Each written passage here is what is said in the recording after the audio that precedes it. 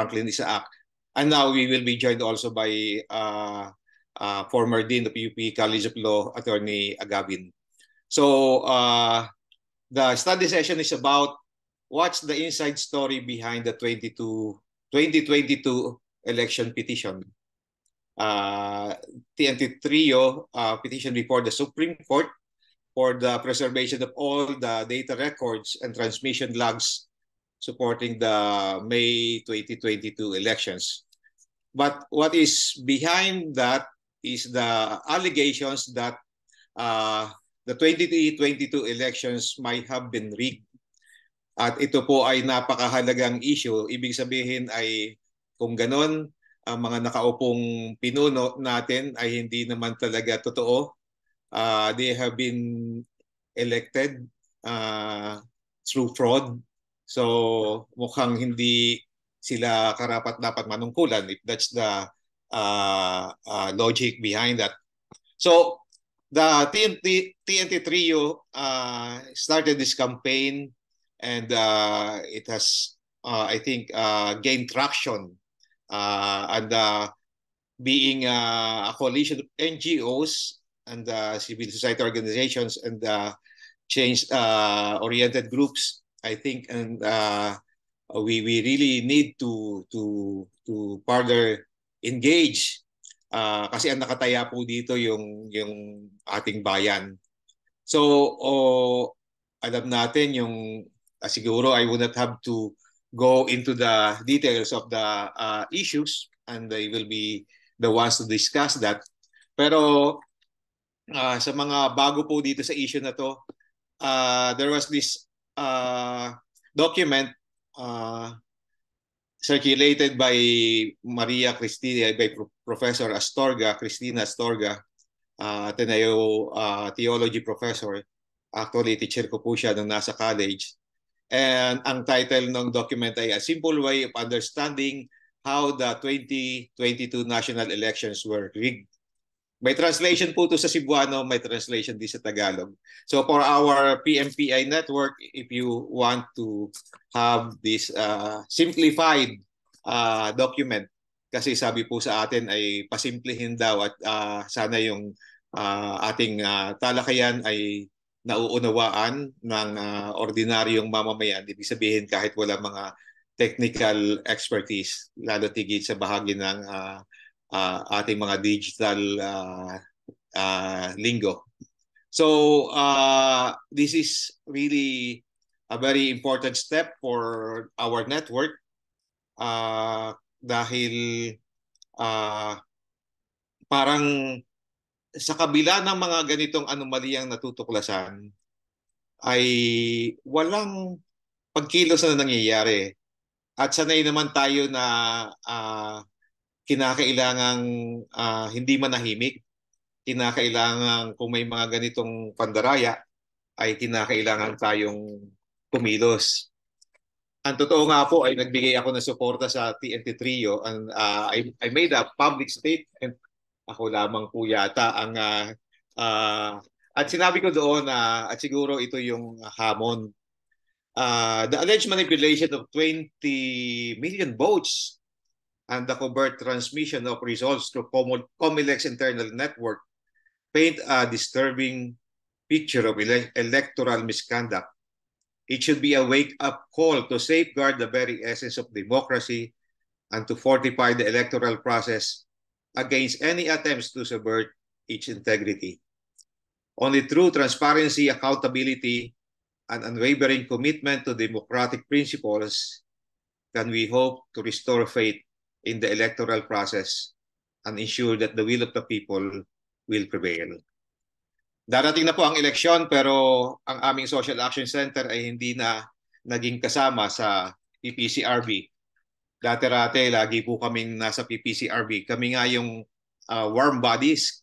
Kami ang mga sundalo ng PPCRB at NAMPREL.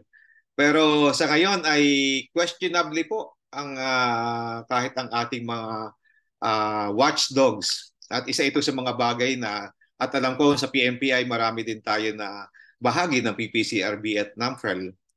Sinabi ko doon sa aking statement, the unquestioning compliance of PPCRB and NAMPREL for that matter in accepting potentially manipulated data and the failure to question the perplexing situation of multiple BCM sharing a single IP address highlight the need for a thorough examination of the roles these organizations play in the electoral process.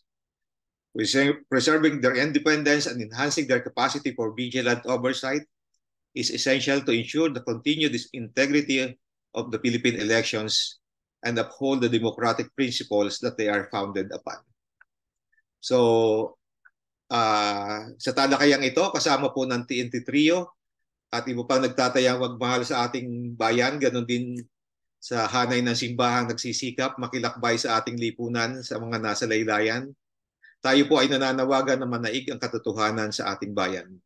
Maigalang ang diwa ng demokrasya at magapi ang kadilimang patuloy na lumalaganap.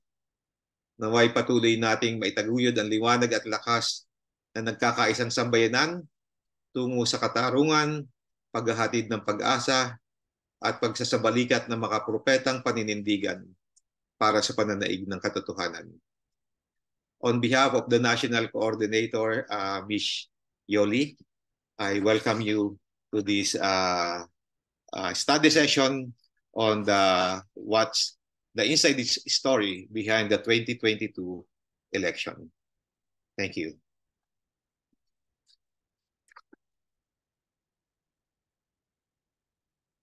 Back to you, Irene. Thank you so much, Father, for the very wonderful welcoming remarks. Thank you so much, Father, for welcoming us all to this study session and for giving us a background on what this study session will be about. Now, hindi ko na po papatagalin para mas matagal din yung maging talakayan natin kasama nung ating mga speakers at kasama nung ating na tungkol sa mga issue. Papakilala ko na po yung ating, pasensya na po kayo, parang medyo mahina ata ang internet ko ngayon. So pakisabi na lang po kung maging choppy ako. So ngayon okay po, okay na, Irene. Okay let na. us all welcome our speakers for today. So, hello? Okay na. Palinaw na.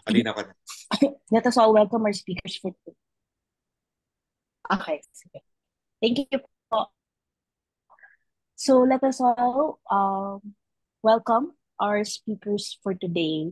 So our first speaker will be Dean Pacifico Agabin. He is a graduate from the College of Law. And he also took his bachelor's degree from the UK and a doctoral degree from Yale Law School. He was the Dean of the College of Law in 1995 and of the College of Law from 19,000. And he is the chair of the Philippine Judicial Act from 2000. Dean Agabin is the is counsel for the petitioners, TN Trio. So who are the petitioners who will also be joining us today? Thank you again for gracing us with your presence. First, we have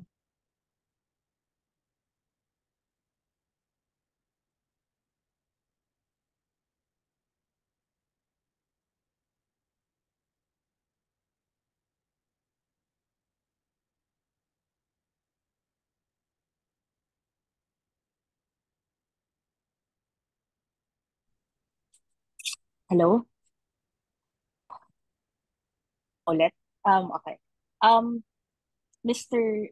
Retired Brigadier General Eliseo Rio, former Secretary of DICT, and Mr. Franklin Isaac, owner of Franklin Financials, a banking and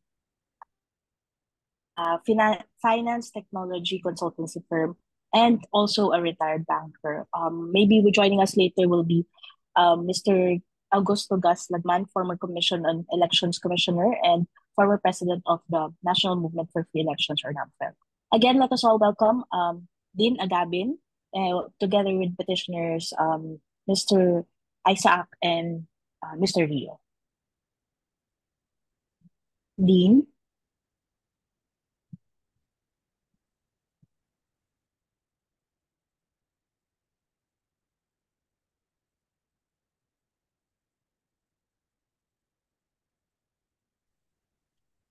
Di, nakamute Ah, kayo.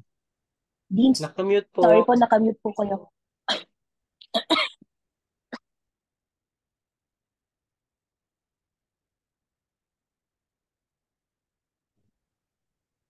Okay, can you hear me now? Okay po, we can hear you. Yeah, thank you. Okay, so let me just give timeline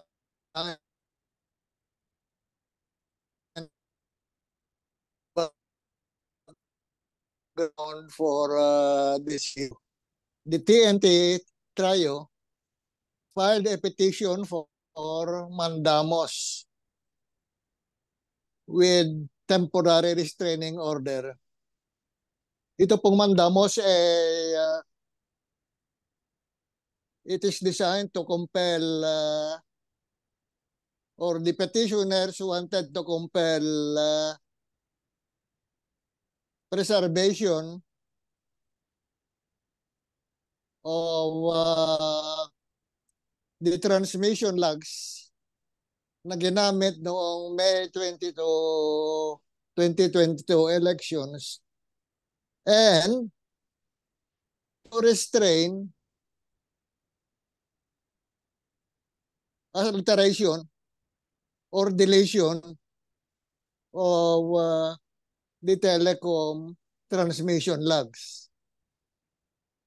Kaya po na-file ito noong November 3, 2022 by the TNT trio.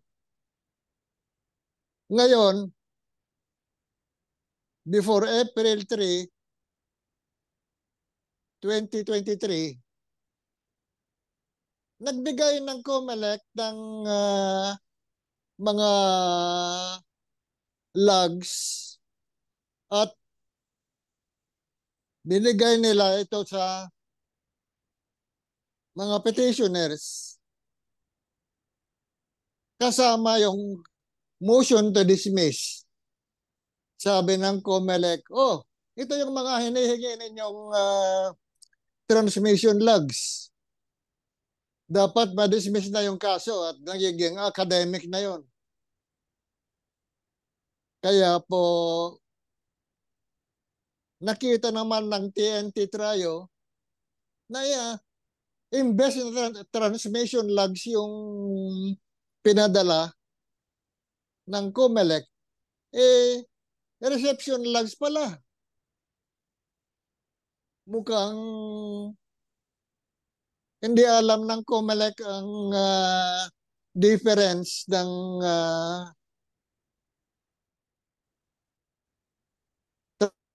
transmission logs at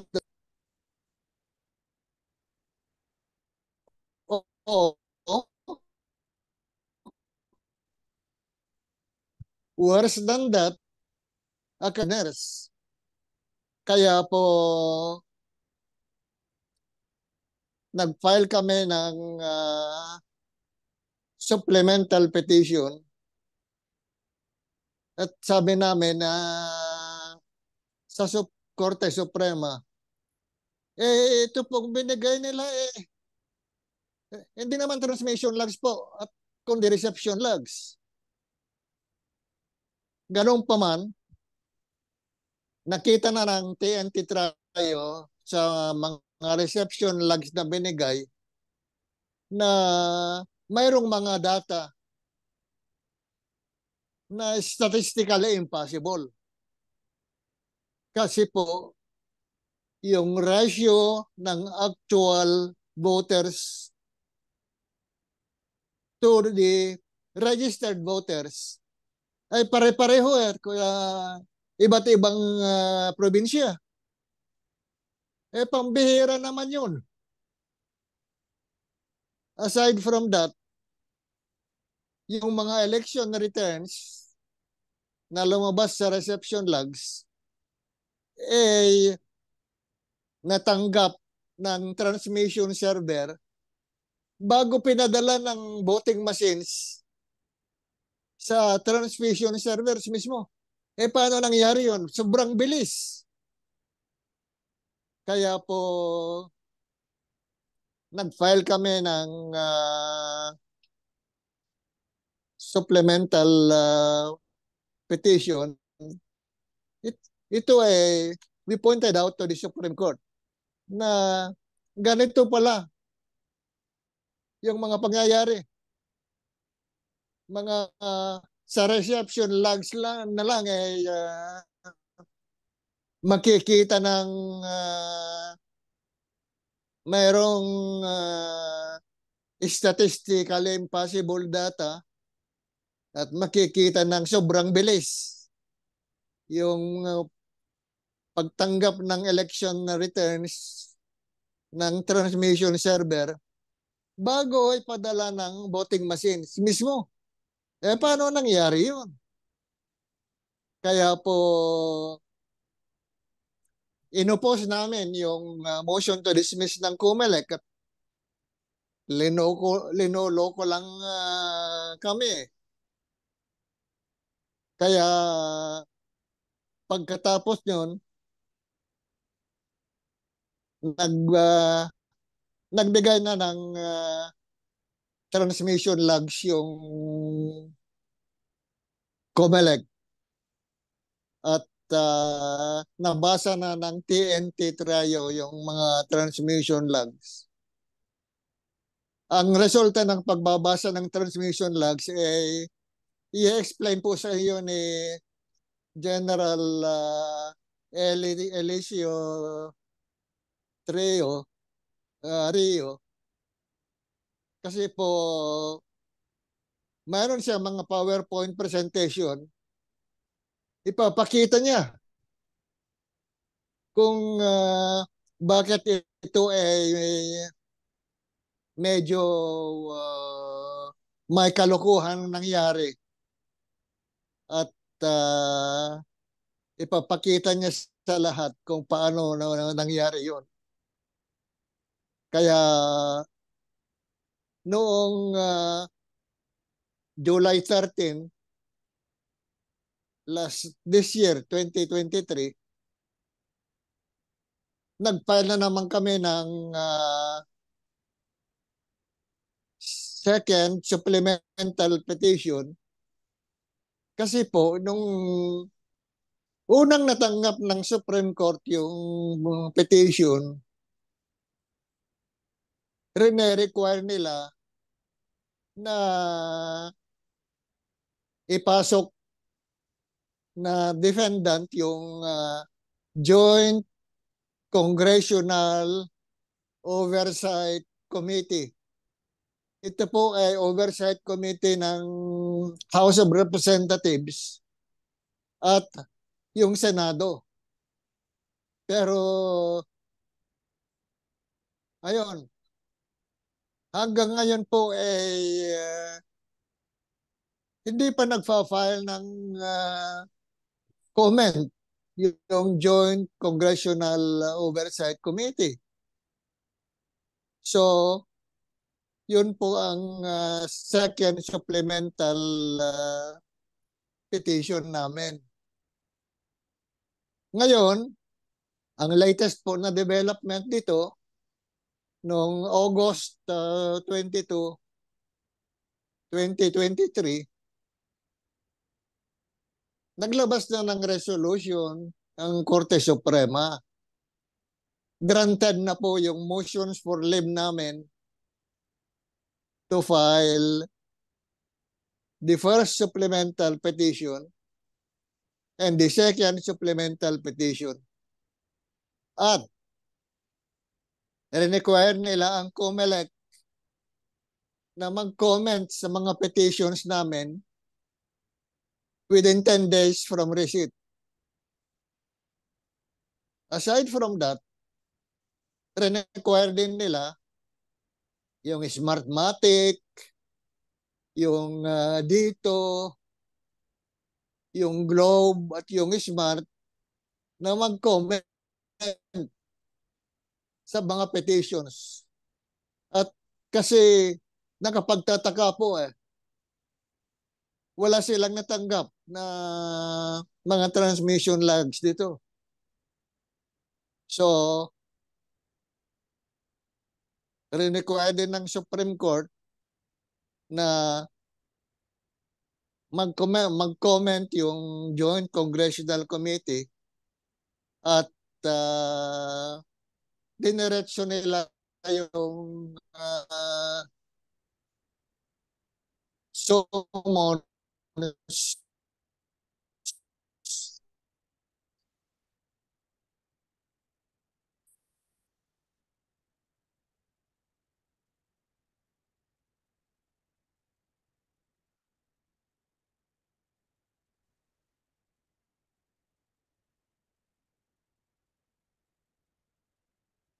development dito sa kasong ito.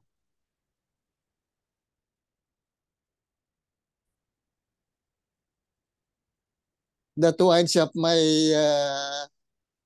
timeline and introduction, Irene. Thank you.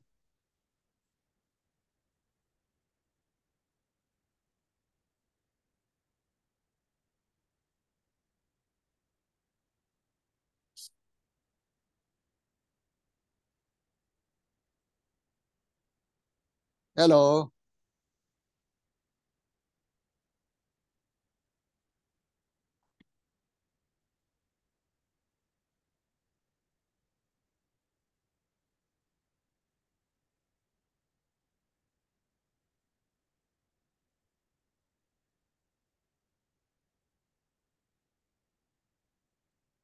Kung meron po kayong mga tanong, baka pwede ko pong masagot. Otherwise, yung mga sumusunod po na speakers, pwede na po silang sumunod.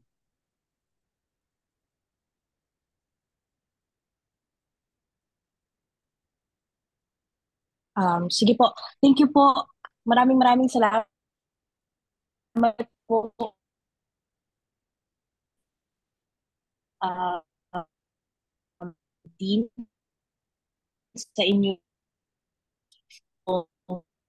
pagbibigay ng background and information sa kung ano yung nangyari dun sa kung ano yung petition, ano yun na yung status nito sa ano. At siguro po para sunod-sunod, kung may questions po, pwede pong mag-chat, pero okay lang po ba para sunod-sunod po yung questions mamaya na itatanong natin sa lahat ng resource persons po natin. Po tayo po ba sa mga audience na mag-move po? Okay lang po ba yun din? Sabay-sabay po mamaya yung mga questions for everyone? Okay.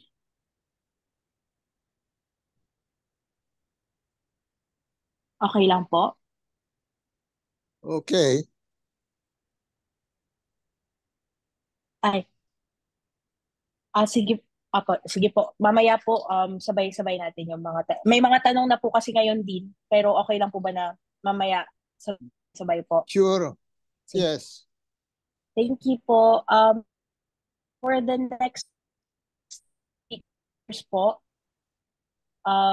it would be the petitioners, Mr. Um, and Sir Isaac.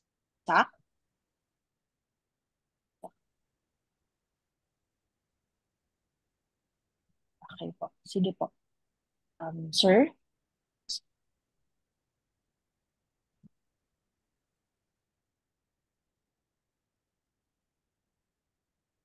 Frank, naka-mute ka, Frank.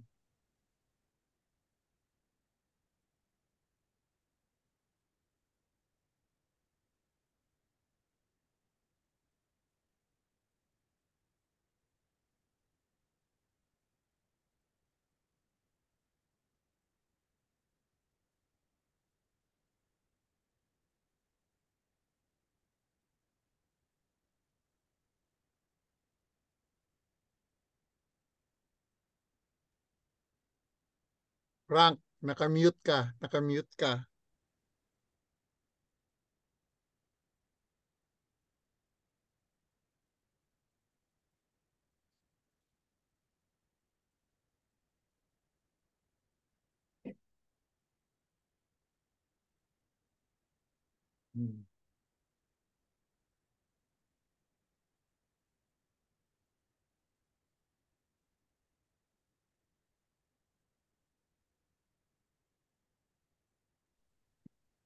Okay, I'm okay now.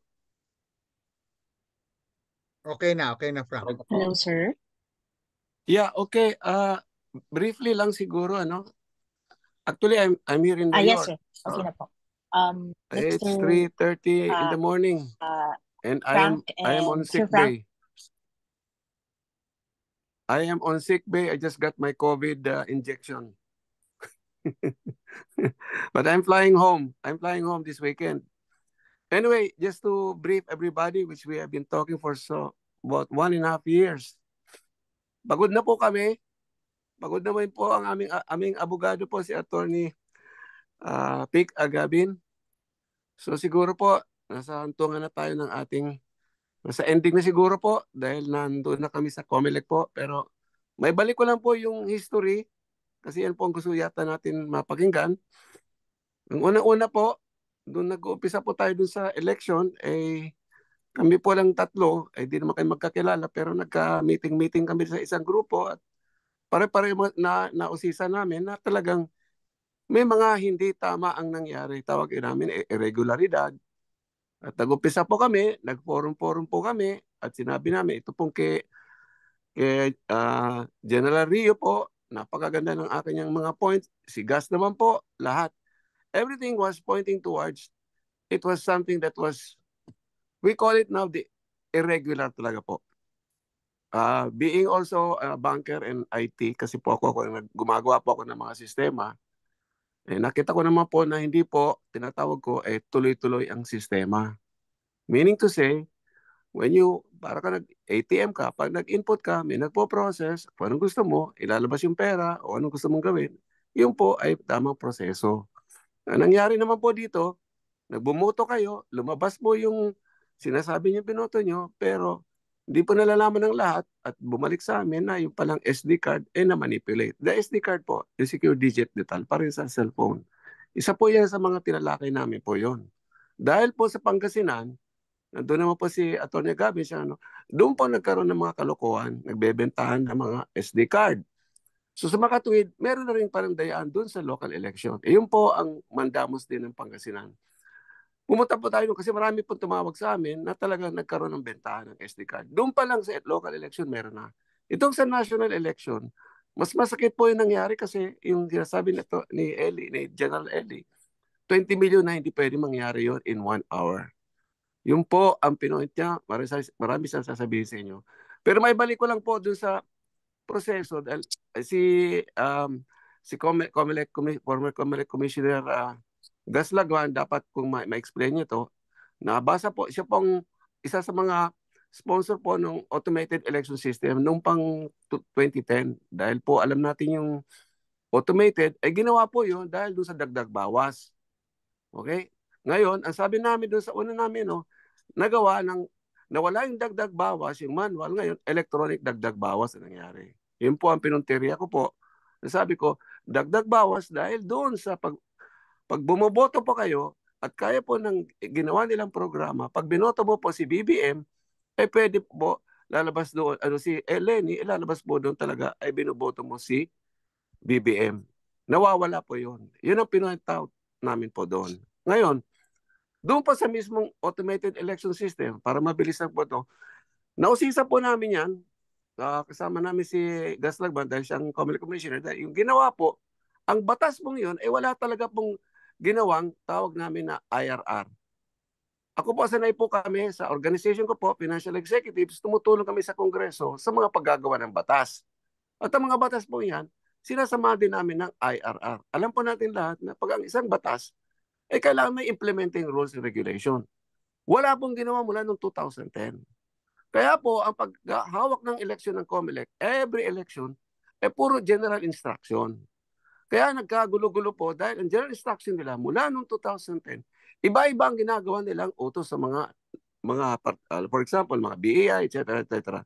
Makikita po natin lahat yun kung paano sila gumawa ng proseso sa eleksyon. Ngayon po, tinitrace po namin lahat itong mga pangyayari na kung bakit hindi tama. Kasi nasabi ko na po, ang tawag ko po doon ay putol-putol. Ako po, gumagawa po ng mga programa. Kung gagawa ka ng programa, tinatawag natin yung mga independent proseso. Ibig sabihin, yung pagboto mo, independent yun. Yung BCM, independent. Ngayon, hindi po talaga dumaan dito sa isang pinaka-importante hanggang doon sa mapunta sa transmission logs. Napupunta po yan ni General Eli. Wala po talaga yun sa telco. Naghirap po kami, sumulat po kami lahat dyan. Sa Comelec, sa telco, lahat. Para lang sabihin sa amin kung meron talagang transmission. Sabi ni General Eli na wala po talagang hindi pa mangyayari yun dahil ang batas, ang ginawa nilang regulation, ang magbibigay lang ng telco logs, yung tinatawag na CDRs, or call detail reports, yung ating mga cellphone, magagaling lang sa utos ng Comelec. Mabalik na po ako ngayon dito sa nangyari po noong October 18. Moving forward, October 18 kahapon. Ano po nangyari noon? Nagkaroon sila ng forum. Si Comelec Chair at saka pati ang PPCRB, nagsabi doon na 99% malinis ang eleksyon. Sa open forum po, ayan po si General Eli. May mga nagtanong, pati si General Eli po, marami po siyang katanong mahaba na ito po, ano? Ang isang tanong lang po doon na talagang kailangan malaman namin.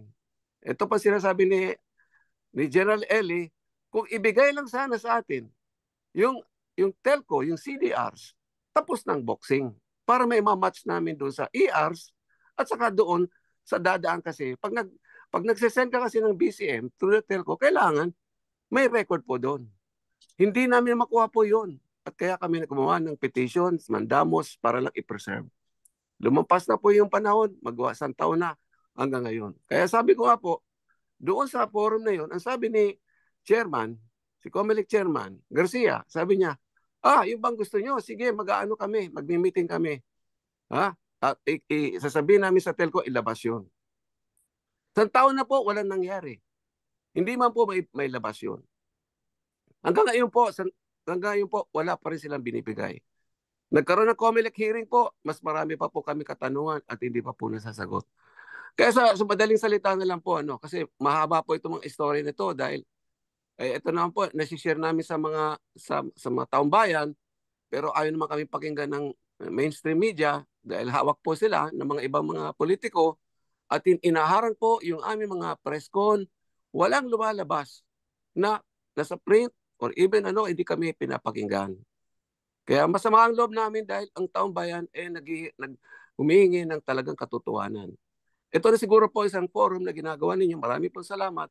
Nandito po ako sa Amerika at ako po ay nagkataon lang nandito ko dahil namatay po ang aking apo. Kaya nandito po ako at saka pinagsabay ko na magsalita din dito sa mga film na talagang gustong-gusto nito mga film dito na malaman pa ang katotohanan. So, pabalik na po ako at saka hahabulin ko pa po ito mga pinangyayari dito sa Comelec hearing. Kaya ibibigay ko na po ang pananalita dito at pagtutuloy ng ating talakayan kay General Rio. Na siya po talaga ang po si General Rio po, talagang napakausisa po niya. Napakaliit po ng mga bagay nakikita niya po yan. Is an engineer, computer engineer, mathematician. Siya po ang magsasabi sa inyo kung talagang paano ginawa ang pagkakagulo-gulo at irregularidad. So, yun lang po ang masasabi ko sa inyo dahil pasensya na po, medyo I'm on sick bay right now. Nakahiga po ako dito. Alas 3 ng umaga. So, pasensya na po dahil nagpa-COVID injection ako eh. Sabi ng anak kong doktor, magpa-COVID ka, baka pag umuwi ka doon, ma-COVID ka pa. I don't know. Anyway, so I'm happy to be invited here. And I thank everybody for allowing us to share. And if you have more questions, bumunta lang po sa mga Facebook namin. Yun lang na po ang media namin ni Eli. Pareho kami nag-Facebook. Marami na post. At saka pinablish naman po yan nung aming isang friendly publisher dito sa Amerika. Nandun po lahat. Nasa 12 books na po yan ng mga issues na dapat sana ma-share natin sa taong bayan. Marami po salamat for your time. Thank you.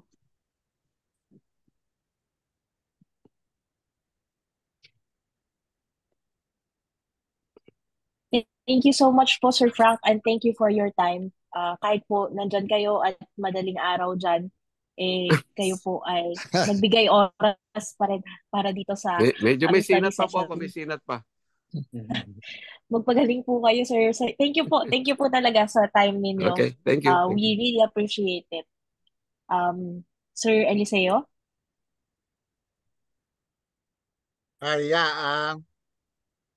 Good morning, Frank. Hapon dito. Okay. Salamat po sa pag-imbita sa amin, no? Because we need all the audience we can get dahil parang mayroong konting censorship dito sa Pilipinas ngayon. Anything that we say about the rigging of the 2022 election, hindi ho nakakadating sa mainstream media. Pero salamat na lang sa, of course, sa inyo ay nakakabigay kami ng aming kuro-kuro kung bakit sinasabi namin na yung eleksyon natin noong 2022 ay rigged, no? May dayaan na nangyari noon. Ang siguro ang makapagpatunay nito or makapagkaklaro nito ay yung nangyaring Senate hearing noong September 14 ng taon na ito, no? Ang COMELEC ay humarap sa Senate dahil they defended, no? Dinidepensya nila yung kanilang budget that they will use for 2024. At doon ay si Senator Coco Pimentel ay maraming tinanong sa kanila at doon yung mga sagot nila ay papakita namin na talagang nagpapatunay na may dayaan nga na nangyari, no? So we caught, di ba, mayroon tayong kasabihan na ang isda ay nahuhuli sa kanilang bibig. So lahat ng mga ebidensya actually na nakuha namin ay na galing mismo sa mga bibig ng COMELEC, ng PPCRB at ng NAMFREL, no? So if I can share my screen, tignan ko kung nakikita nyo ito. Nakikita nyo po yan. Magko-concentrate ako sa COMELEC budget hearing because lahat ng sinabi ni Atty. Agabi, no, simula noong November 23 of last year hanggang mag-isang taon na, hanggang ngayon, ay nagkaroon ng linaw noong September 14 dahil sa budget hearing. At maraming mga sinabi doon na deceptive po, no? And pati ho, yung mga counter accounts ng PPCRB and NAMFREL ay papakita ho rin namin. Salamat po. So, okay. Nung budget hearing na yon, of course, ay tinanong sila tungkol sa mga aligasyon namin ng ano talaga ipa-explain ng COMELEC kung ano nangyari sa 2022 election to counter our allegations, no, na may dayaan. Ito po ang pinakita ng COMELEC. Galing ho itong graph na ito, itong 2022 transmission flow of VCM. Ang VCM ay ang vote counting machine. Ito ho ay galing sa COMELEC mismo, no? At sinabi nila na lahat ng VCM na ginamit noong 2022 election, there are 107,000 of these machines were distributed all throughout the Philippines. Kasi lahat ng clustered precinct ay mayroon nito, no? 107,000 po ito. At ang sabi nila, nung mga makina na ito ay ang nag-transmit ng mga election results ng bawat presinto sa isang tinatawag nilang telco exchange. So, ngayon lumabas lang itong sinasabi namin na matagal na mayroong isang device na doon lahat pinadala yung election results ng 107,000 na presinto. At itong single na device na ito na tinatawag ngayon lumabas na tinatawag nila pala ito na telco exchange, ito ang nagpadala sa transparency server, yung nakikita ng tao yung resulta ng election, no? Real time sa COMELEC server at sa municipal server, yung nakikita nyo rito, no? So, ito yung tinawag namin, itong telco exchange na sa mga aming pagsusuri ay tinatawag namin ito yung man in the middle, no? Kasi sa cybersecurity, kung meron kang isang device na yun ang nag-i-intercept ng lahat ng data, no, nang galing sa iba-ibang devices, at siya rin ang nagpapadala sa mga other devices, yun ang tinatawag natin ng man in the middle. Na ito ay dapat wala sa network flow ng legal ng sistema ng pag-transmit ng mga boto, no? So, ito rin yung isang pinakita rin noong September 14 na tinatawag na 2022 transmission flow ng CCS, no? Ang CCS ay yung canvas sa yung pag-compile system, no? Consolidation and canvassing system ang tawag ng CCS. So makita nyo na ito ay yung may mga board of canvassers sa election law natin. Lahat ng report o resulta sa mga presinto ay umaakyat sa municipal board of canvassers. And then ito ay umaakyat sa provincial district board of canvassers. So mayroong parang ladderized, no, up to the national board of canvassers. Dito po yung official result ng ating election pumupunta, no. Pero ito ay papakita namin na itong mismong pinakita ng COMELEC, galing to sa COMELEC ay lumalabag sa batas natin sa Omnibus Election Code. Okay.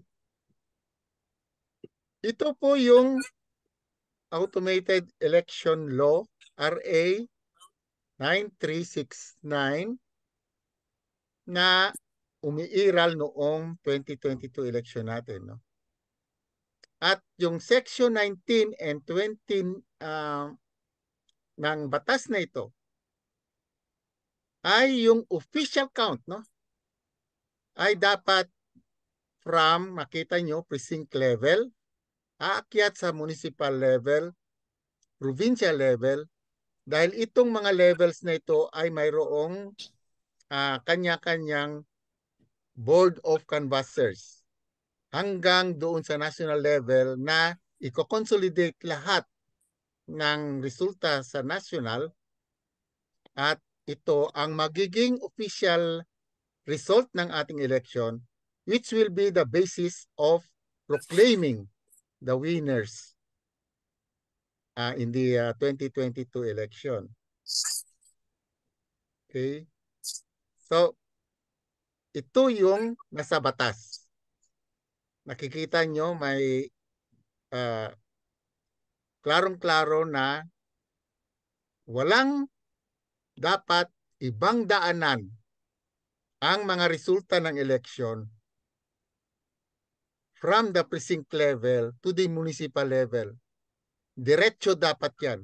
No? Parang kung nag-email ka, wala nang ibang dadaanan ng email mo, dapat diretso sa municipal level. At yung email ng municipal level, dapat diretso sa provincial. Pero doon sa pinakita ng COMELEC noong September 14, may dinaanan. No? Na wala yan sa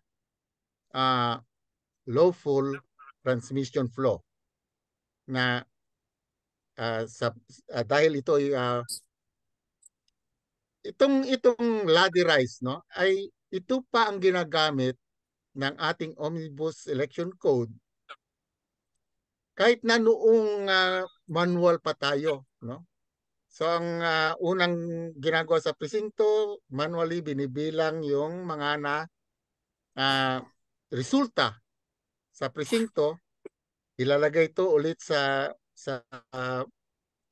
ballot box, at yung buong ballot box with the ERs, with the election results, ay dadalhin papuntang munisipyo. At lahat ng mga presinto sa munisipyo na yan ay ika-canvass ngayon ng Municipal Board of Canvassers, no? And then pataas ng pataas yan. Walang ibang dadaanan yung ballot box kundi diretso sa municipal. At yung process na yan ay sinunod din sa automated election law dito sa Republic Act 9369, no? So hindi dapat malabag itong prosesong to. Dahil delikado kung yung ballot box ay dadaan pa sa isang bahay at bago pumunta sa munisipyo para i-canvass doon, ay bawal na bawal yan, no? Common sense na po yun. Okay. So, ang legal na transmission flow ay yung nakikita nyo sa upper left-hand corner, no? Ito actually din ang end-to-end transmission path na pinakita ng COMELEC na ito ang gagamiting proseso, no? Ito'y pinakita sa publiko, sa mga stakeholders, sa NAMFREL, sa PPCRV. So, ito yung legal, no? Pero noong Senate hearing noong September 14, tingnan nyo po ang pinakita nila. Dito again, diretsyo, no? Klarong-klaro rito yung ladder rise, no? Pero dito sa pinakita nila na nangyari talaga noong 2022 Transmission Flow VCM, ay lahat ng VCM ay nagpadala lang minsan sa tinatawag na telco exchange. Okay? And then, doon naman sa flow doon sa transmission flow doon sa CCS, no? Makikita nyo na from the telco exchange, ang telco exchange ngayon, lahat ng election results ay dumaan dito sa telco exchange na ito. At yung telco exchange ang nagpadala sa transparency server, sa COMELEC central server, at sa municipal level server. So kita nyo rito sa end-to-end, sa legal transmission flow, lahat ng transmission ay magpapadala sa tatlong addressee, no? Pero dito sa ginawa nila doon sa 2022 ay minsan lang, at lahat ay pumunta rito sa telco exchange, at yung telco exchange ang nagpadala sa central server, sa transparent server, at sa municipal server. So labag ka agad, no? Yung intent ng law. So mayroong isang exchange doon na doon dumaan lahat ng resulta ng ating eleksyon. At ito ay na sinabi lang nila sa publiko on September 14, almost 1 year after the election. Ang alam na mga publiko, ang end-to-end transmission path ay yung itong ladderized na ito na sila rin, COMELEC din ang nagpakita na ito yung gagamiting end-to-end legal path. No? Wala talagang tinatawag na man in the middle. Walang device between the VCM and the servers. Walang makitang device. Diretso dapat yan. Pero itong ginawa nila ay mayroong man in the middle, yung telco exchange. Magtanong kayo, bakit sila napilitan na maggawa nitong transmission flow, no? Na hindi tumutugma doon sa end-to-end transmission flow na pinakita nila before the election. Kasi natuklasan natin na yung doon sa reception logs na sinabi ni Attorney Agabi no, na pinablish nila noong March 23 of this year, 2023, at sinulatan kagad ang Supreme Court. Ito na, nandyan na yung transmission logs.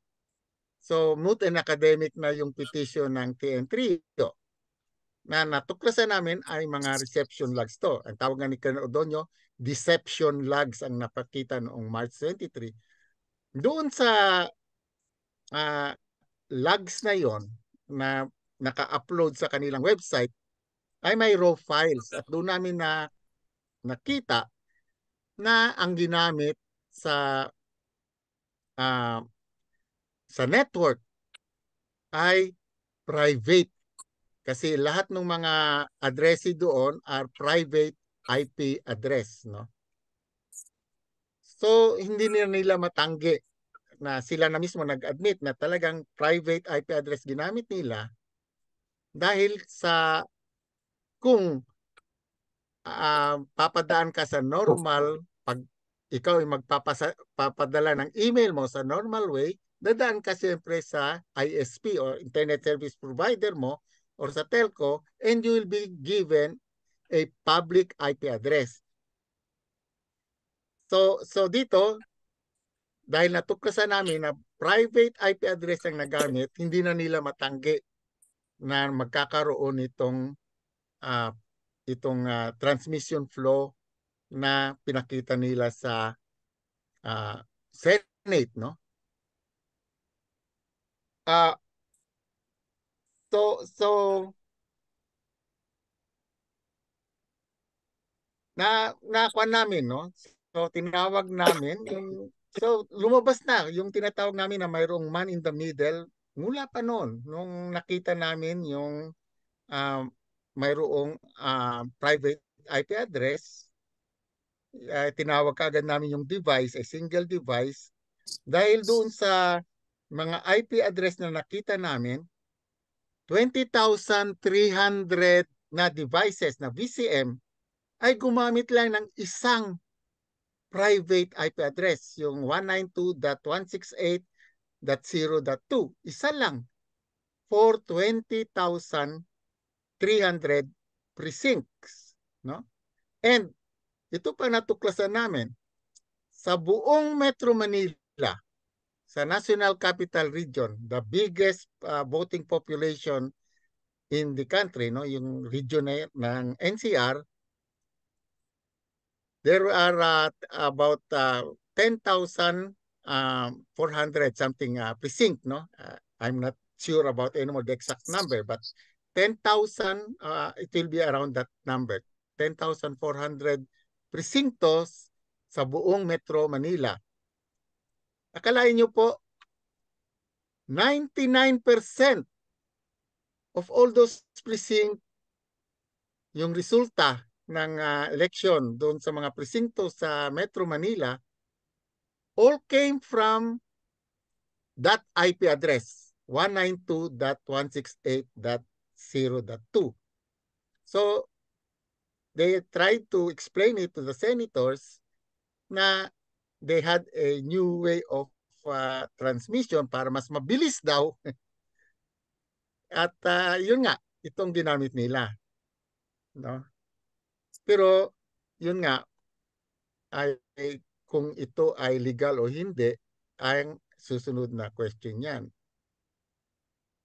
And then ito pa, no? Kung ikaw ay isang designer ng network, ang iniiwasan mo palagi sa isang network system, lalo sa itong gagamitin sa election, wala dapat yung tinatawag namin single point of failure.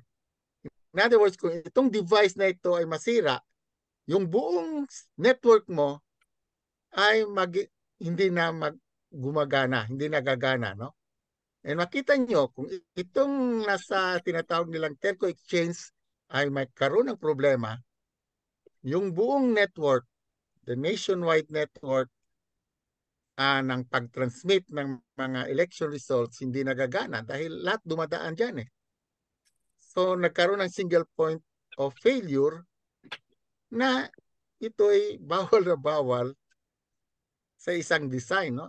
Kalain mo, itong design, by the way, itong mga transmission flow, itong network, no, na was designed by, hulaan nyo kung sino nag-design nito. Smartmatic ang nag-design nitong paano.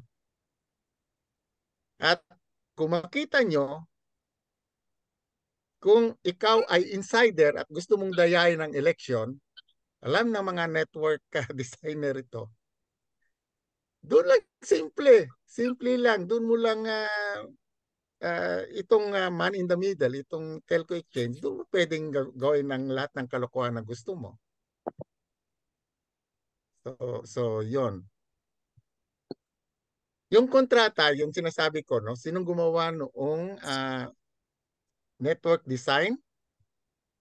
Dito may kontrata na pinirmahan ang COMELEC noong 12 October 2021 at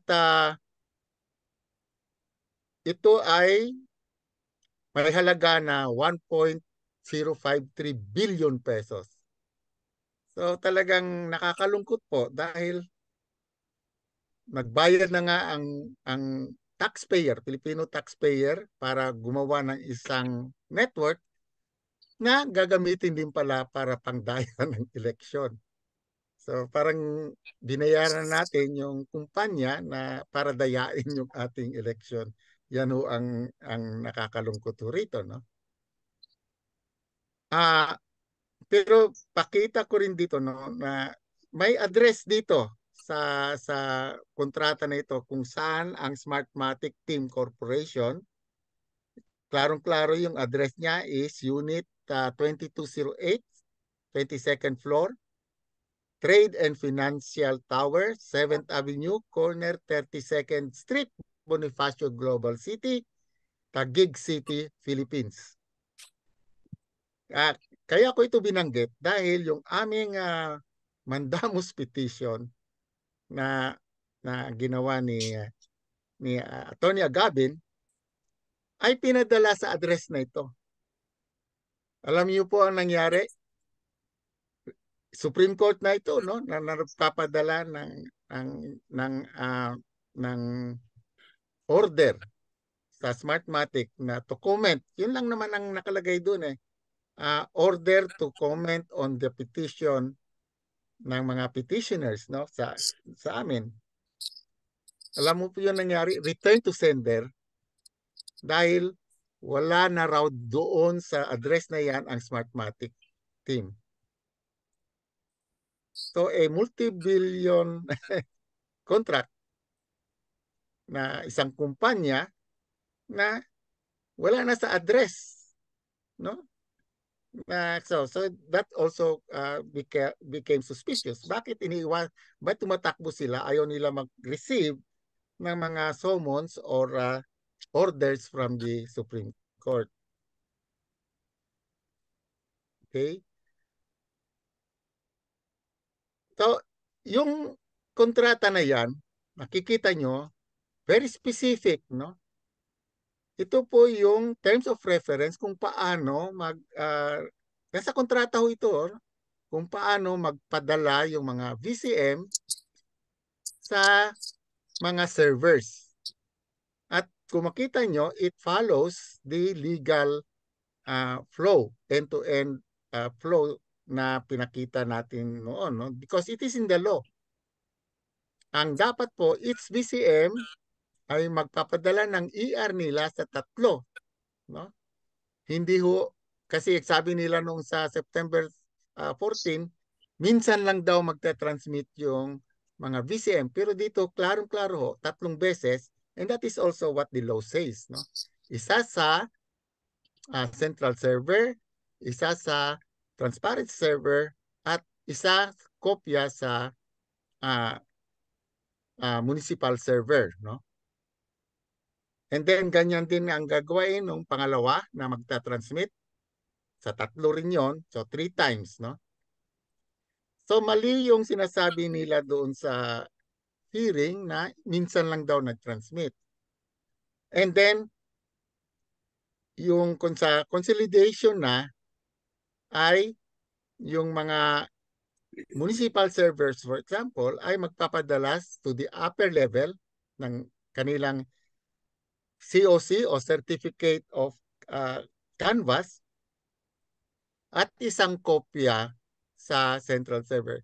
Makita nyo rito na ito yung talagang pinag-aralan na transmission. Bakit? Walang single point of failure, no?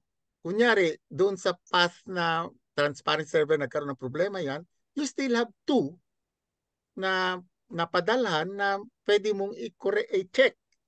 No? Nagka-counter check yung tatlong to. Kung isa rito ay mali or nag-iiba, then may problema. No? Hindi katulad sa describe nila sa Senate, kung isa lang transmission yan, pwedeng mali yun. Hindi wala ka ng other way of checking, no? Na mali yun o hindi. Dito, palagi at wala kang single point of failure. No? So I would like to emphasize on that. So, marami ring false statement ang nasabi doon. And COMELEC was not only deceiving the Senate, but the Filipino people. Kaya ito Senate, Philippine Senate na ito. And a COMELEC, which is supposed to be an august body, because it's the one that is really counting the votes. It is it's a constitutional body to really come up with the correct count of the Filipinos' will. Okay, ito yung mga false statement. Sabi nila, minsan lang daw nagka-transmit. Pero may mga transmission report kami nakuha. No? For example, this one, ay nakikita nyo very clear na sa transmission report na ito, yung VCM, kasi ang nagpiprint nito yung VCM after it has transmitted its election results. Magpiprint yan ng kinatawag na transmission report. At dito makikita nyo, 3 beses nagpadala yung VCM. Hindi lang minsan. No? So isa yan sa hindi nila ma-explain. No? Kasi ito'y tunay. Itong tunay nangyari . Bakit sa kanilang presentation Senate ay minsan lang? Na dahil nabuko sila na naggumamit sila ng private network na ngayon ini-explain nila. Lalo silang bumabaon, no, sa sinungalingan. Okay. Then dito yung NAMFREL mismo, sabi nila na ito naman itong telco exchange na laman na ito, pinakita na namin to before the election daw. Sabi ng COMELEC, no? Pero wala makasabi na laman nila yung telco exchange before the election. Yung NAMFREL nga ay gumawa ng final report after the election, no? Kung paano nila analysis nila sa paggawa ng election natin. Kita nyo, sa final report nila, yung transmission flow ay klarong-klaro nasa final report nila na walang telco exchange na makikita ka dyan. So paanong masabi ng COMELEC na NAMFREL alam nila yung mayroong telco exchange before the election when after the election, while making their final report after the election, wala ho makikita sa report nila na may telco exchange doon sa transmission flow. In fact, kung makita nyo yung transmission flow na sa final report nila, follows closely the end-to-end transmission path na pinakita ng COMELEC before the election. So nagsisinungaling talaga sila noong Senate hearing. No?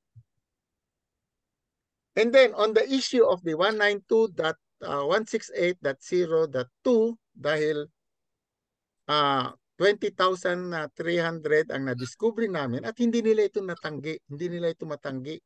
In fact, they admitted na nga na talagang mayroong ganyang karaming VCM na gumamit nitong private IP address na ito. Dahil doon mismo sa website nila namin kinuha ito. No? So, pero may dinagdag sila bago sa Senate hearing, which is again September 12, no? Tama? September 12. I'm sorry, it's September 14. Ay sinabi nila sa Senate na actually yung transmission lag na hiningi namin since July pa of 2022 ay nandun na. In-upload na namin sa aming website noong 8 September 2023 or a few days before the Senate hearing. So kita mo nagkakuan ng ang COMELEC, no? Nagre-respond sila sa mga aming napupuna. Pero sabi yung telco logs na pinakita nila only pertains to Globe and Smart at hindi pa kumpleto. At yung sinuri namin yung telco logs, wala doon yung 192.168.0.2. Bakit tinatago nila kung sino ang nagpadala, kung anong telco ang nagpadala? And very obvious naman, 3 lang naman yung telco sa Pilipinas eh. Kung hindi Globe and Smart ito, sino? Dito. At sinong may-ari ng dito? Well, i-google nyo na lang po. Okay? Doon naman sa transmission lag, ito yung sa Globe, marami rin kami nakitang irregularity. No? For example, hindi pa nagsasara yung mga presinto. Official closing time of the precinct for voting is 7 p.m. Dito mga tapos lang ng tanghali, nagsara na, nag-transmit na, no? At walang-wala sa Globe ang 192.168.0.2. At dito nagsinungaling din si Commissioner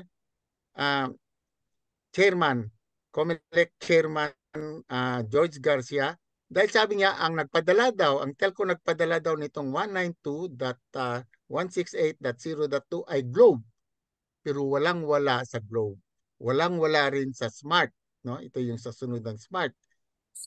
At makita niyo rito sa Smart, midnight pa lang ng May 8 ay nagpapadala na, nagtatransmit na. Paano mangyari yun? Ang opening ng election 7 p.m. ng May 9. No? So marami kami nakita rito na hanggang ngayon din nila ma-explain. Okay. Ano ba ang tinatago ng COMELEC sa public? No? Makita nyo doon sa transmission logs na talagang edited. In other words, modified. Bakit kailangan i-modify? Bakit hindi nila mapakita yung, kasi kung ikaw ay gagawa ng isang, let's say, Excel file or isang broadsheet, no? Palagi nakakuan yan sa computer mo kung anong oras, anong araw mo create, no? Hindi mo maiwasan yan. Biro dito, ang mayroong date modified dun sa Excel file nila. And it was modified on ito 25, 27 of May. Election day is May 9, no? So bakit kailangan nila i-doktor ng konti ang mga logs, no? So yun ay tinatanong din namin sa kanila. Okay? And ito nga, ang sinasabi ko sa inyo, hindi lang sa Metro Manila, sa National Capital Region, well, ito eksakto na, out of the 10,462 VCM, no, there are 10,462 precincts in Metro Manila, in the National Capital Region. 10,351 VCM or 98.94%, 99% na halos, have exactly the same private IP address. Buong Metro Manila yan, no? Ibig sabihin, 10,462 na VCM ay gumamit lang ng isang IP address. Para bang sa Metro Manila, yung postal address ng 10,000 na bahay ay parehong-pareho. It is very absurd, ridiculous in fact. Doon naman sa Cavite, mayroong 3,371 precincts and 3,219 VCMs ng mga presinto ito or 95.5% pareho din ng 192. Pareho din sa ginamit sa Metro Manila. And of course, dito rin sa Batangas, ganun din, no? So may pattern. Mga both reach sa region or areas ay gumamit nitong 192.168.0.2. At hindi lang yon. Yung first 2 hours ng pag-transmit from 8 p.m. From 7 p.m. to 9 p.m. 2 hours yon. Dito halos ginamit itong 192. So doon namin nakita kung bakit mabilis ang transmission. Dahil iisa lang ang device, kasi kung sa IT, kung may isang IP address lang, ay isang device lang po yan. Hindi yan, kung may isang address ka sa isang subdivision, isang bahay lang mo yan. Hindi ka pwede sa isang subdivision ay may 100 kang bahay doon na parehong-parehong ang postal address. Kasi yung IP address sa internet ay parehong-pareho kaya nga adreso ang tawag pareho yan sa postal address, no? To identify kung paano mo mapadala yung mga messages mo, no? Kung sa isang subdivision may 100 dong bahay na parehong-parehong ang postal address, paanong malilito yung mail service, no, sa pagpadala ng mga sulat doon? Kaya hindi ko ginagawa yon. At hindi rin yan ginagawa sa internet, no? Okay? So, isa ito sa mga misteryo na hanggang ngayon ay hindi sinasagot ng COMELEC or ng Smartmatic, no? O ito, ang PPCRB ay may in defense, no? Itong PPCRB, they are all parang defending. Sila parang naging spokesperson na sila ng COMELEC, no? Sila ang nagsabi, no, nung kine-question na, bakit may constant vote ratio ang mga kandidato? It's time na may lalabas na update sa transparency server, hindi nagbabago yung mga ratio, no? Si BBM 60, si Lenny 27, down the line. Si Lacson 2%. Talaging ganyan ang up to the end of the counting, hindi nagbabago. Sabi na kagad ng PPCRB, well, that's the law of large numbers, no? So since noon wala pa kaming gaanong ebidensya, well, we have to take their word for it. Pero ngayon na mayroon na kaming sinabi nila na may not daw na ginamit. Nagpalabas nga sila ng public statement na dahil nagkaroon ng private IP address because may ginamit na itong tinatawag na network address translation. Pero lahat naman na nakita naming IP address doon ay private. Itong NAT ay ginagamit lang kung you have to translate from a public IP address to a private IP address. Kung walang public IP address, hindi mo kailangan yung NAT. So pati ang PPCRB ay hindi rin yung kanilang mga statement, no, public statement ay hindi rin unbelievable din, no. Okay. Well, yung sinabi nga nila, nabanggit ko na ito na yung alam ng mga stakeholders na nagamit ng telco exchange ay ito po, no, NAMFREL on their final report did not mention anything about a telco exchange. At ito po ay ibang mga kuha namin na kaya pala mabilis sa first hour ay dahil yung tunay na VCM, katulad nitong sa Barangay Bangbang, Batangas City, Precinct ID 100-715, nagpiprint pa lang kasi hindi pwede mag-transmit ang VCM pag hindi pa nakaprint ng 8 kopya nito election results, no, na para ipakita nila sa mga poll watchers at kung wala na ng objection sa poll watchers, saka lang nila ito ita-transmit, no. So nagpiprint ang itong sa Bambang, nagpiprint ng 21:10:16.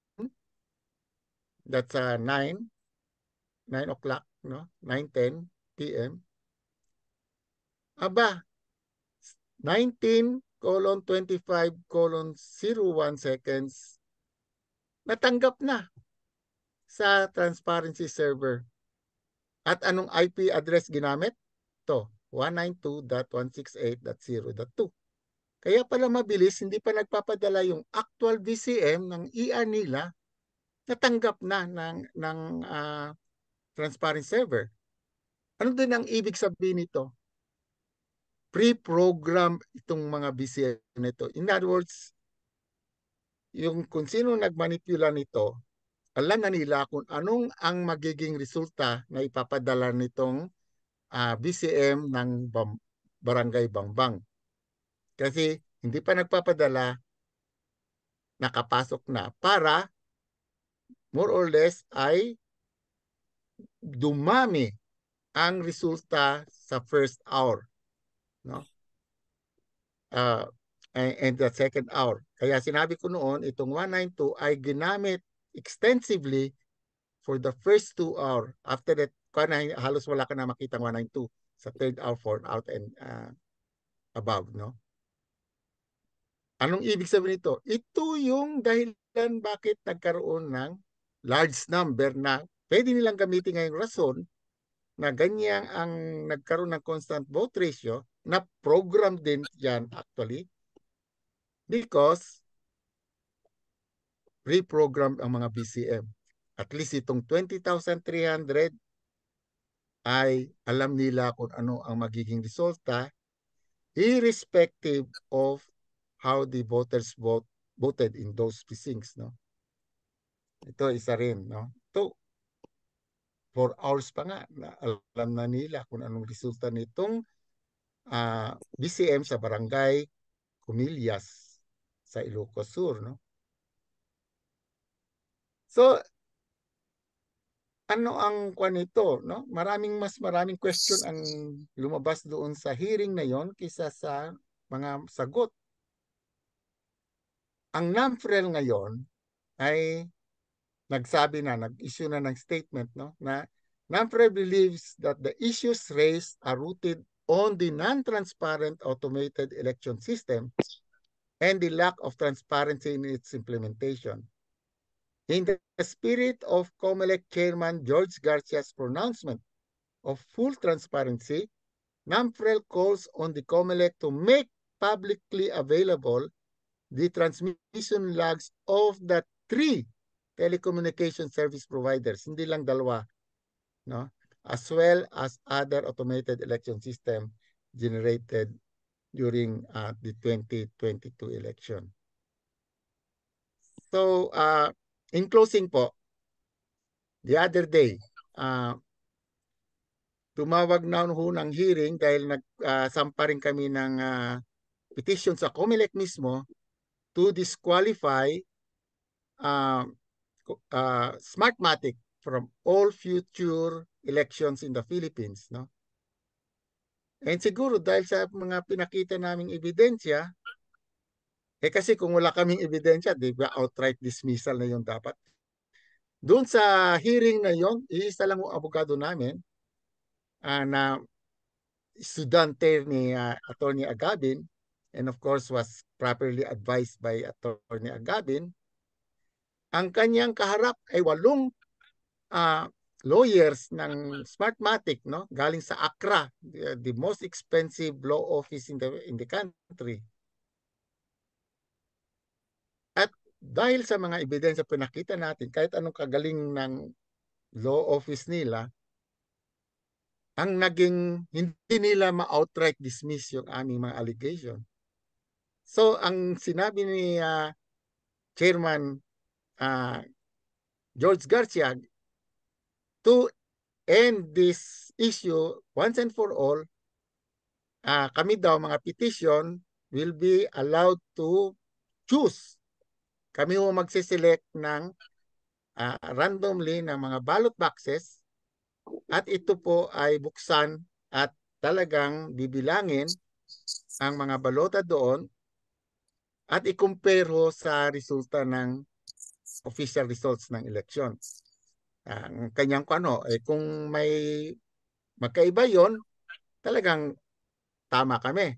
Pero kung magtugma yon, tama ang Smartmatic.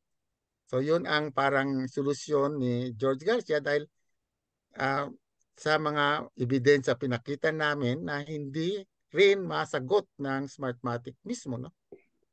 Ngayon, pag-uusapan namin, and we will also get the advice of Dean Agabin on how to go about this challenge of COMELEC. Kasi nakikita namin, no, ay pwede kaming pumili, pero sila ang magta-transport ng ballot box doon sa pinili namin, papunta sa isang lugar na doon bibilangin. Ganyan din ang nangyayari doon sa random manual audit. Habang tinatransport, pinapalitan na yung mga balot sa loob ng ballot box para tutugma doon sa na-transmit, no? So, yan ang aming pinag-iisipan namin, talagang pag-uusapan namin. So, thank you very much.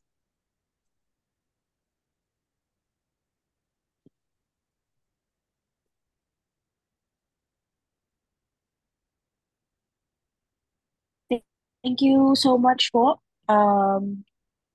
General Rio, for that very helpful at napakarami po naming natutunan sa inyong presentation. May mga tanong po, no? I think may mga nag-raise ng hand, pero siguro iunahin ko lang po yung mga tanong sa chat kanina.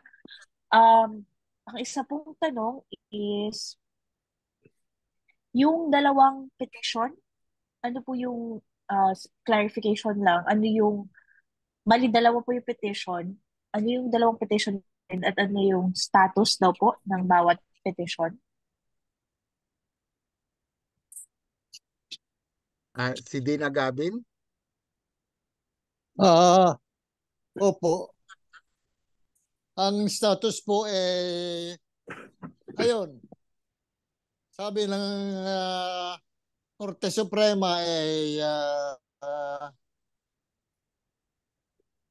sasagutin ng COMELEC at pati yung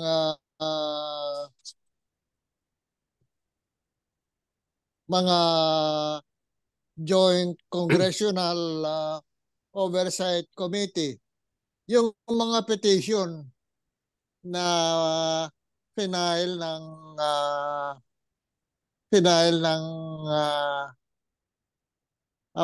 TNT Trio. Kaya binigyan po sila ng 10 araw upang upang masagot nila yung mga petitions at ito po ay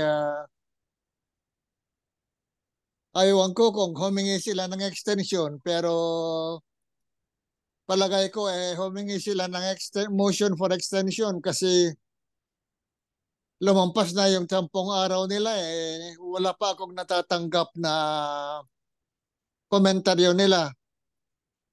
Baka lang Din, sa Lunes pa ho. Sa Lunes pa ho yung deadline namin.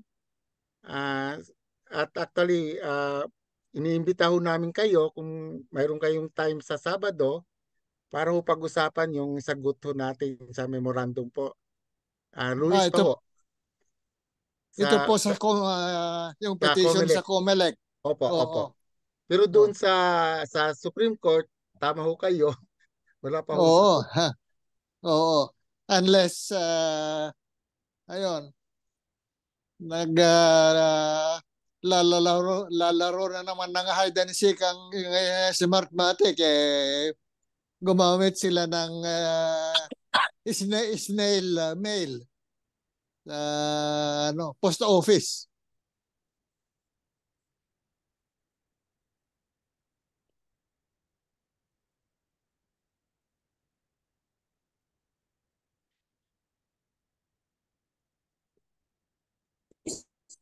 Okay po. Sige, salamat po sa sagot po ninyo din, no? Bali, yun po. Sana nasagot yung katanungan. Meron pa po tayong isang tanong from Mr.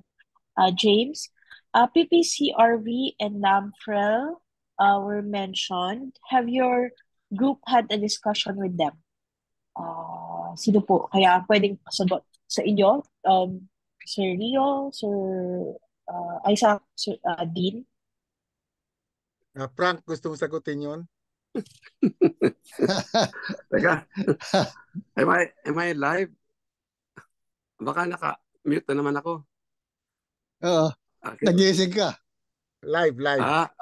Oo, ang hirap Kasi I'm about to fall asleep. Anyway, can you hear me? Can you hear me? Yes, Frank, go ahead. We can hear you.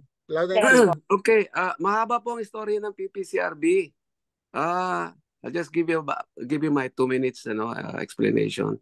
Kasi po last year po yung PPCRB po was supposed to be the watchdog, okay? Ang nagpumili po sa kanya panahon po ni Duterte yon at tinanggal po yung NAMFREL. Hindi po namin alam kung anong background, kung nandiyan dito lang po si Gas po, alam niya kung bakit po ang PPCRB ang pinagbigyan, no? Dahil mas matagal na po ang NAMFREL talagang watchdog. At any rate, nung nandun po kami, dahil hindi kami makakuha po ng mga ERs, yung tinatawag na election returns, yung form po na may papel po yon. Pinakita na namin po yun sa mga post namin. Nakakuha po si Eli po noon ng isa, at least doon sa isang political party na alas 8 da.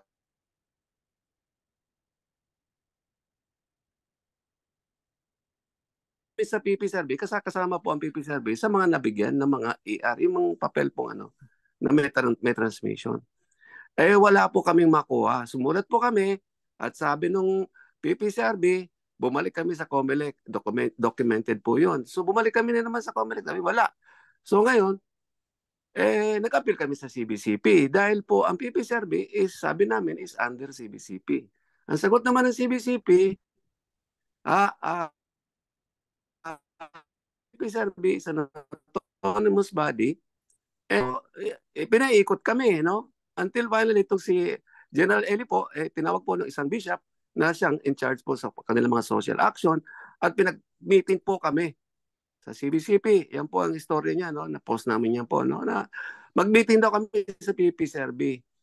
Yun lang naman po ang inihingi lang namin yung AR eh. Pagdating po dun sa mga meeting namin sa PPCRB, full force din sila noon. 2 meeting po yun. Wala akong maibigay. Ang pinapakita sa amin, yung mga COMELEC na sinasabi ni General Eli, yun din po kung ano sinasabi ng COMELEC, yun din. Nagtataka nga po ako dahil magkatabi po ang CBCP at saka COMELEC.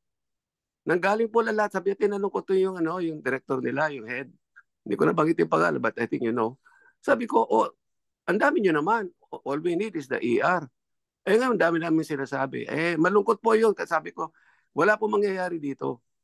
At pinagbigyan po kami ng isang pagkakataon, itong si Bishop po, wala bakit yung pangalan po, dahil talagang gustong-gusto niyang malaman ng katotohanan. So, inibita kami sa CBCP conference this year. January po, may konferensya po dyan. Ang sarap po dahil harap namin ng mga latang bishop. Siguro mahigit 100 yun. Nagkakaroon sila ng annual conference at I think they elect their own president. Nagsalita po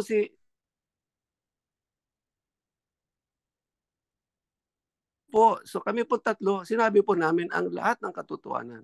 At doon po, sa meeting na yun, nagtataka yung mga ibang mga bishop. Sabi nila, bakit ibang sinasabi namin? At bakit ibang sinasabi ng PPCRB? Meron ditong diferensya. Okay. Bago po magkaroon na sila ng debate, pinalabas na po kami sa conference. Huwag na daw kami sumali doon dahil baka kung ano pa mangyari doon sa konferensya. Kaya after that po, kinalimutan na po namin. Hindi naman po lumabas yung conference na yun kung anong pinag-usapan at malungkot po sa amin dahil sabi namin ang CBCP sana maging makatwiran at sagutin po nila more or less kung tama po bang ginagawa ng PPCRB. Kaya hindi naman po namin kasama sa pleading po namin sa Supreme Court dahil watchdog lang naman po sila eh. So makatwid, yung ako po medyo mainit po ako no, sa PPCRB. Sabi ko hindi kita papakinggan na. I will even post something that some of our followers would not anymore volunteer sa PPCRB because nandun po sila noong October 18. Kung ano sinasabi ng 99.9%, sinabi nila, tama rin daw yun.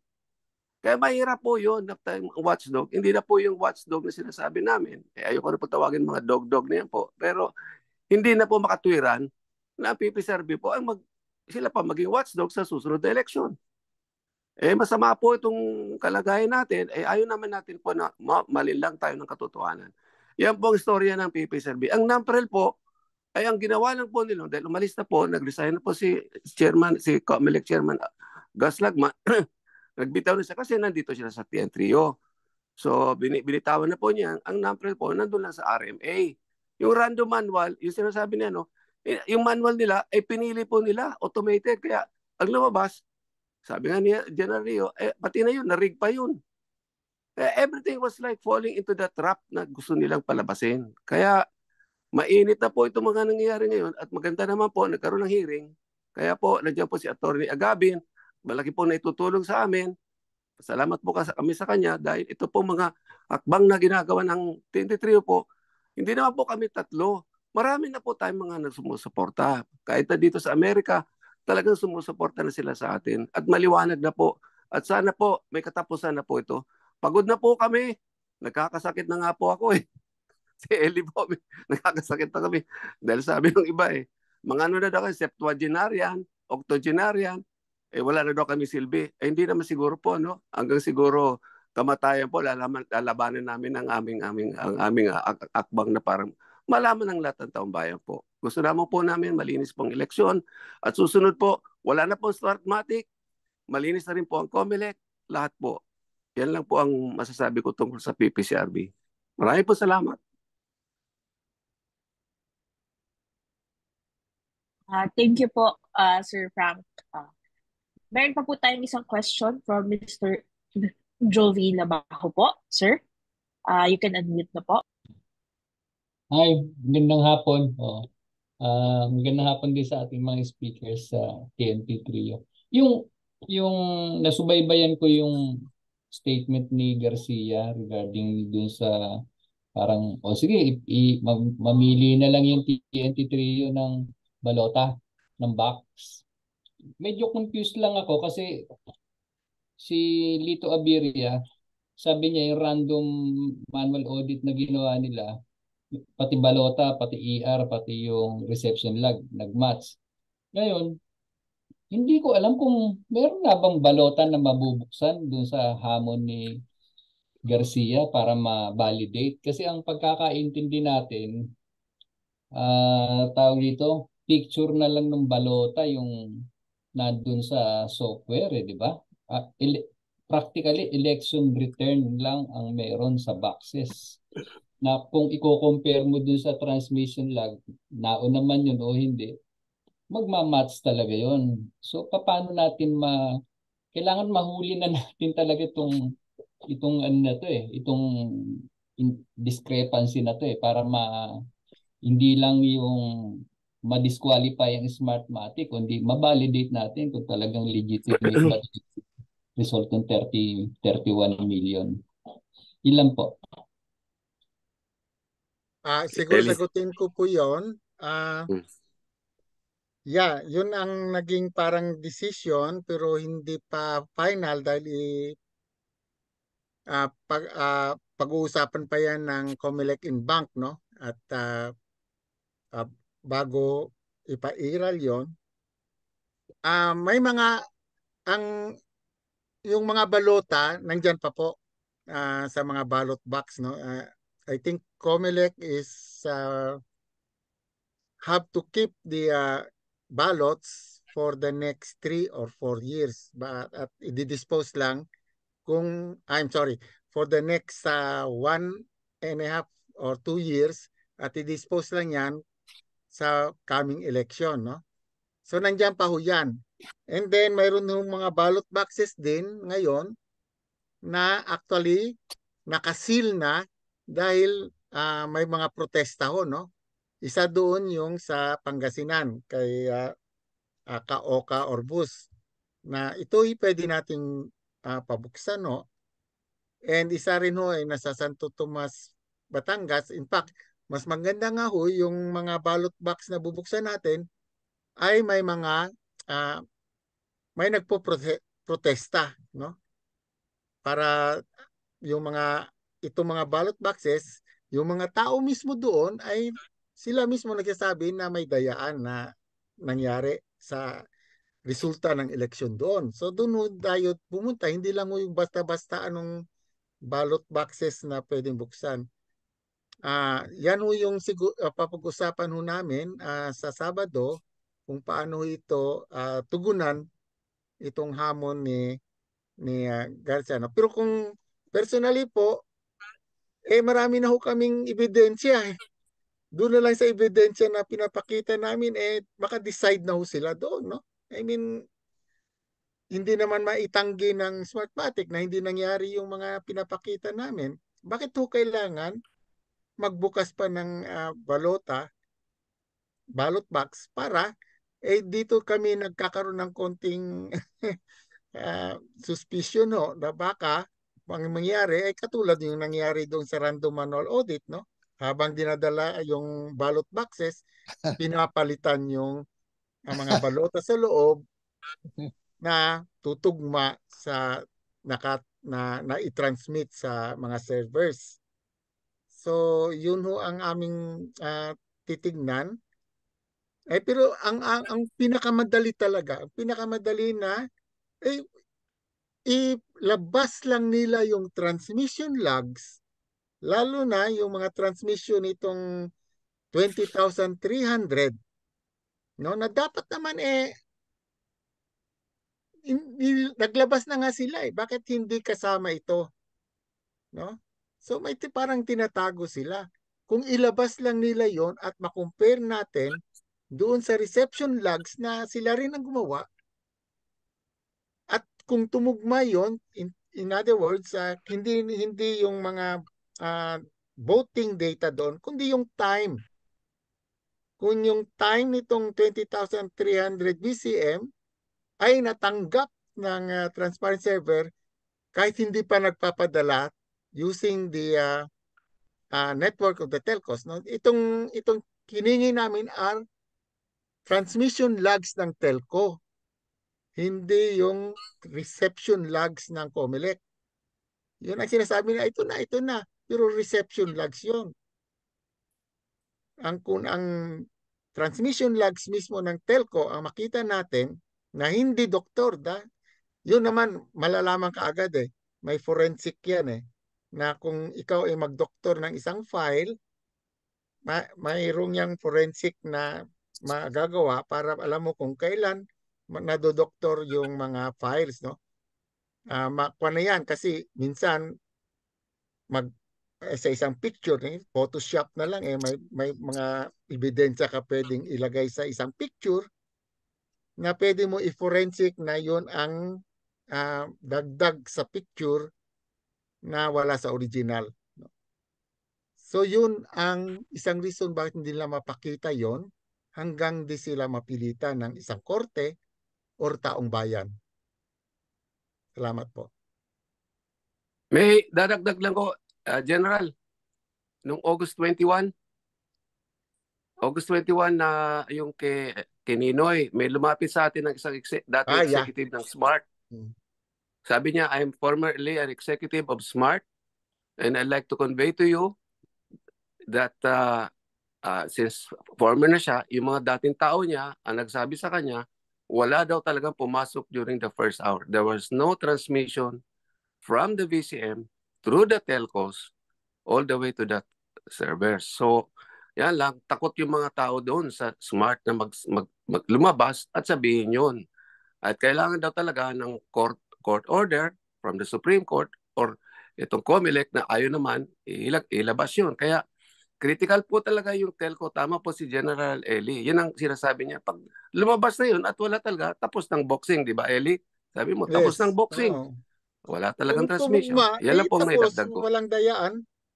Bakit yun ang pinakasimpleng bagay na mapapatunayan nila sa taong bayan na ito, isampal pa nga sa aming mukha siguro yung resulta ng transmission logs ng telco. Ito, bakit hindi nila mapakita? 1 year na, hindi pa nila mapakita hanggang ngayon. May tinatago. Tama po.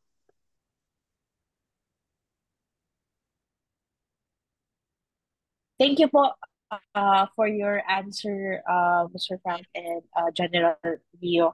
May siguro po last question po. Meron po tayong question sa chat from Sir Jenny. Kamusta po ang party ni Lenny? Ano po ang masabi nila dito sa kaso? Is Lenny interested in this case? Frank, gusto mong sagutin yan? Yeah, okay. Nung umpisa po, may kwento ko lang po sa inyo. Nung nagsalita po si VP Lenny after the election at nag-rally po dun sa Ateneo at sinabi po niya, kung may magpapatunay lang sa isang IT group na may dayaan. Kaya po sabi niya, hindi ako magko-concede. Hindi po talaga siya nag-concede doon sa election dahil nagdududa siya mismo. Ngayon, may lumabas naman ng mga issue na sabi daw niya, wala daw mapatunayan, pero hindi naman po yun ang closing statement niya. Kasi ang sabi na po lang niya doon, kung wala talagang dayaan, then ganun talaga. Pero unless may lumabas. Ngayon, kami naman po, pagpapatuloy po namin yung aming pagtawag namin, mga forensic po kami. Dahil alam naman po ni Ma'am Lenny, kasi kababayan ko po sila. I will not deny, I was one of her followers, no? Dahil nagkampanya rin naman ako sa kanya. Si Ellie naman po, iba naman ang kanyang partido. Iba-iba kami. Kaya lang, hindi po kami, neutral po kami dito sa aming IT pagpusisan itong election. Kaya lang, nung nandun na kami sa may dulo, itong election na to, at yung ang napag-iisipan siguro po ng partido ni BP Lenny na pag siya magsabi sa amin na talagang sumusunod sila sa amin, so sabay-bay sa amin, baka magkaroon ng pahid ng politika. So, hindi na po namin inaanyahan ang mga political parties para yung aming ginagawa po ay neutral po kami. Wala na po kami sinasabing political affiliation, nothing there po. Kaya wala silang masasabi sa amin tatlo. Hindi na po namin sila sinasama dito. No political parties involved. We did everything on our own. Pagod na po kami. Sana po kayong mga taga-subaybay po at tumulong na po kayo sa amin. Dahil kulang po kami sa aming pag-share po sa lahat ng taong bayan na talagang tayo po ay dinaya po. Hindi na po pwede mangyari sa next election. Yan lang po gusto namin. Salamat po.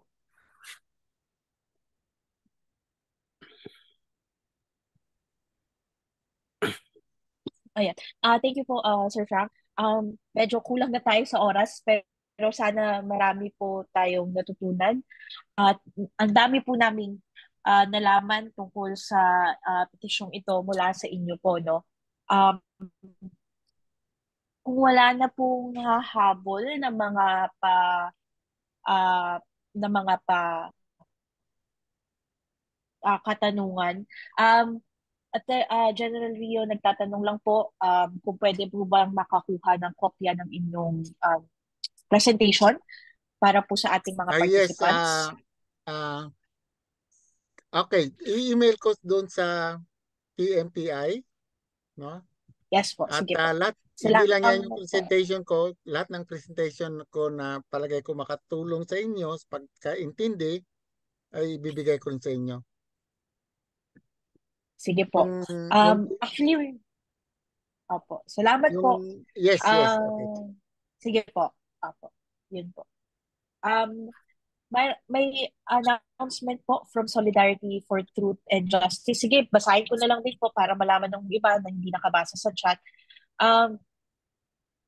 Magkakaroon raw po ng Mass and Rosary sa October 27, Friday. 8:30 a.m. po ito. Para 8:30 a.m. sa Plaza Roma, fronting Comelec. Birthday rin daw po ni General Rio. Happy birthday. Advance happy birthday po. Yan, gusto ko lang sanang birthday Sige present po. matauhan yung Comelec at yung taong bayan natin, no? Dapat ma-solve natin ito dahil this is for our future. This is our democracy that we are talking about, no? Yes po. Thank you. Thank you very much. Sige. May dadagdag lang po akong announcement. Pwede po? Sige po, Sir Frank. Opo. Announcement lang po dahil po yung mga yung TN3 trio po meron pong since last year nag-hold po kami ng novena doon sa vigil po doon sa harap ng Supreme Court mula nung nag-file kami. Okay? Tapos ang nangyari po doon, tuloy-tuloy po at nung lumabas po, pagkatapos ng aming novena, isipin mo po ang lumabas po doon sa yung sa mandamos na ginawa po ni Atty. Agabin. At ito ang lumabas po. Out of 15, 14 po dinidismiss kami. Isa pong justice ang nagsalita po at sinabing hindi natin i-dismiss yan. Constitutional matter po ito. Si Atty. Agabin po mag-explain po na hindi kami election protest. Gusto lang namin ang taong bayan at ito po ay karapatan natin malaman ang katotohanan. Kaya pasalamat po tayo nagdubina. Meron pa tayong dubina susunod, October 26 hanggang November 3. Anniversary na po ng ating mandamos. Sana may mangyari na naman na milagro po sa atin. Kasama yung pagmimisa ng Solidarity po. Sana po ang Diyos na po ang magbasbas na sa atin lahat at matapos na po ito. At matiwasay na po ang ating bayan. Hindi na tayo po magiging sa ilalim po ng mga katiwalian po. Yan lang po ang mensahe ko po. October 26, November 3. Sa Stella Maris College po ang nag-host nito. They have 500. They can accommodate 500. Magmimisa rin po doon November 3 po. Hindi na po mag-accommodate yun po sa Comelec o kaya simbahan. Kaya Stella Maris po, yung mga madre po doon ang nag-imbita. Yan lang po ang mensahe ko. Salamat po. And salamat po. Sana po makadalo po yung mga ilan sa ating mga participants ngayon para patuloy po natin masuportahan itong advokasya para isa-isang malinis na eleksyon. Okay. At this juncture, I would like to remind the participants po na sa chat, isinend po yung evaluation form para po sana makatulong din sa pagpapabuti ng aming mga events and programs po. So may evaluation form, please answer. And also po, at this time, gusto namin magpasalamat muli sa ating mga pagsalita ngayong araw. At ngayon po, we would like to award this certificate of appreciation to Mr. Franklin Isaac, Mr. Eliseo Rio, and Attorney Pacifico Agabin for your invaluable insights, experiences, and expertise shared with the participants of the study session on electoral issues. What's the inside story behind the 2022 elections petition given Thank you. this 19th of October Yeah. Salamat po. 2023? Thank you. Again, Thank thank you. you so Maraming much salamat. po. Yeah. Apo. To formally close po our event, we would like to call on Mr. Conrado Vargas, the Executive Director of PCOP, the Prelature of Infanta Community of Organizations. Isa rin po siyang miyembro ng Task Force for Good Governance and Peace and Human Rights ng PMPI. He is from the Southern Tagalog Cluster po. Sir Conrado? Salamat po. Magandang hapon po. Naririnig po ba? Opo. Yes po. Okay, sige po. Una po ay pasasalamat po doon sa ating mga naging resource persons dito sa ating ginawa na study session. Napakahalaga po yung hamon na binabanggit sa atin at sana ito ay maintindihan natin na hindi isang electoral protest, kundi ito po ay pamamaraan natin bilang mga mamamayan na mayroong pananagutan na ang nakikita nating mga dapat ituwid sa ating mga sistema, particular po sa eleksyon, ay magkaroon talaga ng katuparan. At nagpapasalamat po tayo dito sa Team Trio na patuloy po yung kanilang pagbibigay ng kanilang informations at ng kaalaman tungkol po dito. At iba't iba pong mga grupo na ang kanilang naging audience at naging participants po doon sa mga ginagawang mga forum, maging ito man ay online or face-to-face, ay napakaganda po na sana ay buong Pilipinas ay magkaroon ng ganitong pagkakaisa. Hindi lamang po yung grupo-grupo, kagaya nitong mga taga-PMPI na nag-organize po nito at alam ko ay mayroong iba't ibang clusters. Ang PMPI po ay nationwide, yung iba't ibang mga bumubuo na mga organizations na tinatawag nating mga PMPI clusters. Sana po ito ay makascade doon po sa kanilang mga areas para mas malawak po ang magkaroon ng ganitong kaalaman. At sa ganito pong diwa, sana ay tayo pong lahat ay magkaisa para po sa isang matuwid at maayos at sabihin po natin yung isang makatotohanan at isang honest na halalan ang maging bunga nitong ating pagpupunyagi na ito. Maraming salamat po.